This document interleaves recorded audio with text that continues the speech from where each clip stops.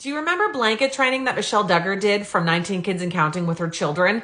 It basically entails laying your toddler or infant on a blanket with some of their favorite toys and basically slapping them if they did what they weren't supposed to be doing. Well, it appears that Ruby Franke's sister Bonnie also did blanket training, and here's her take on it.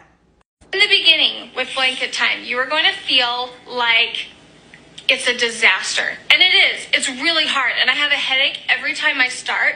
But if you stick with it, you will be able to tell your child to sit on a blanket, play with a few toys, and I leave my kids there for up to an hour. And the reason that I chose an hour is because that's how long sacrament is. That's how long a lot of meetings that we go to are. And so you start with about 10 to 15 minutes.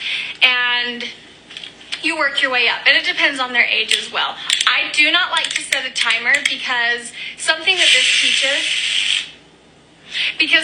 this teaches is that blanket time starts when mom says, and blanket time ends when mom says. If they're being really, really good, I'm not going to take them off the blanket. They can stay and do what they're doing, even if it's past the time that the timer says. Or if blanket time needs to end a little bit early because they are just not having it that day, because sometimes that's going to be the case. Then you can say, okay, mommy says blanket time is over, and you can let your little one run off the blanket, because what you really don't want to do is for the child to say, I'm done doing this, and get off the blanket. That doesn't teach him to be obedient. That doesn't teach him to listen to what you're saying. So you really got to be strict with